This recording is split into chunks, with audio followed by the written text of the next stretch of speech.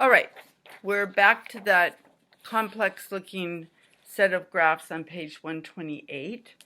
Now, if we come to a question like this on the GED or the HiSET, it looks very complicated. It says quarter-to-quarter growth in real GDP.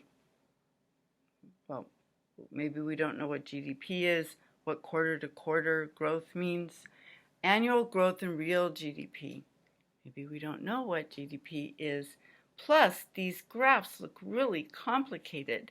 This one's got years down here, and then it's got all these Roman numerals there. Some of the bar graphs are up, some are down. Okay. Over here, same thing. And oh my gosh, look at these terms down here. Private services producing sector, GDP, private goods producing sector. What in the world does all that stuff mean? So what's going to happen when we come to a question like this on the HiSET or on the on the other test, GED? Our confidence is just going to go, right? And what happens when our confidence goes down on a test? We do worse. So one of the things that I want to remind you of all the time is that part of the battle taking this test is to keep our confidence up. When we're comfortable and confident, we do better on the test. When we lose our confidence or we're uncomfortable, our affective filter goes up and we don't think as well. We don't have access to all of the subconscious stuff that we know.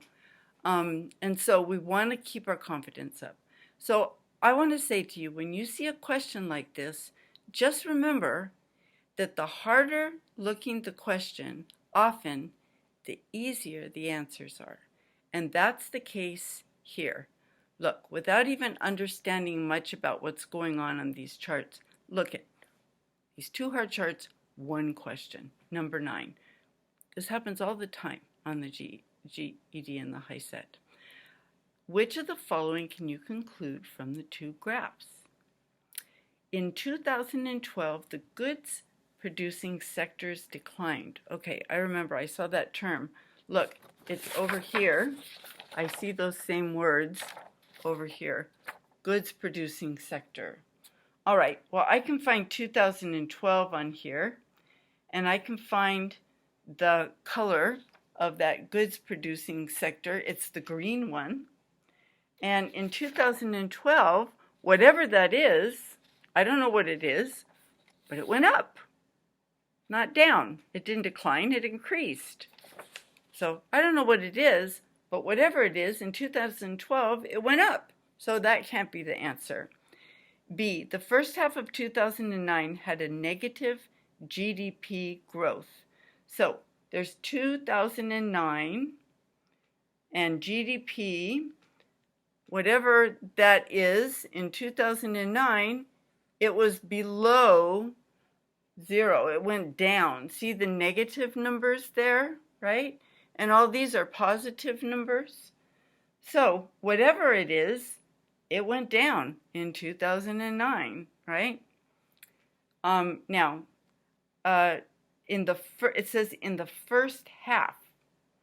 Well, look at this chart over here. Now, it also has a 2009 where things went up, right? But look at this. Whatever is happening here, this has 4 of them. This has 4 of them. This has 4 of them. This only has 2 of them.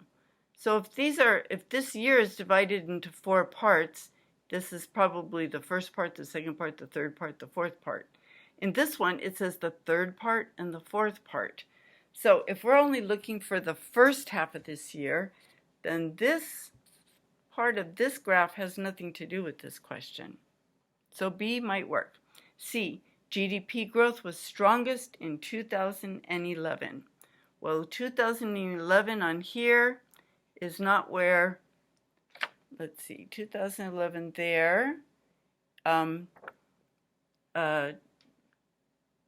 does look kind of nice. It's got this one big thing that goes way up.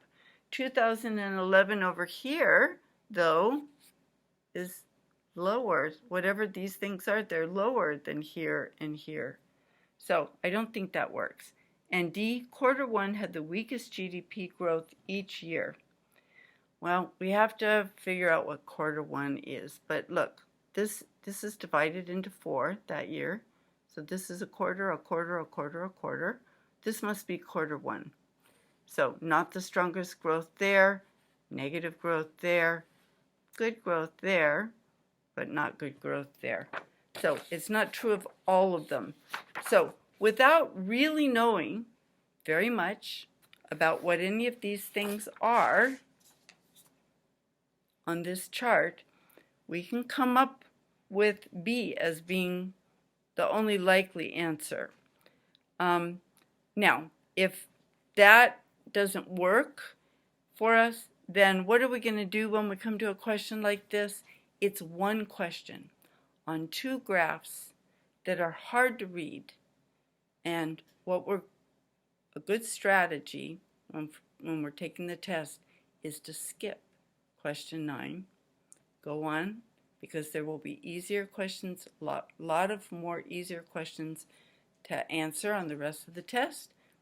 Come back to it if we finish all of the other easier questions. Come back and take the time to look at these graphs and try to figure out what they're saying. But under no circumstances look at this and think, oh, I can't answer this. This is terrible.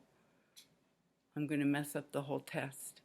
Because you're not. There are going to be plenty of other questions you can answer, and we don't want to get stuck here, and we don't want to let our confidence drop. Okay?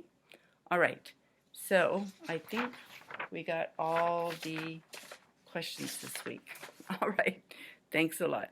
See you soon.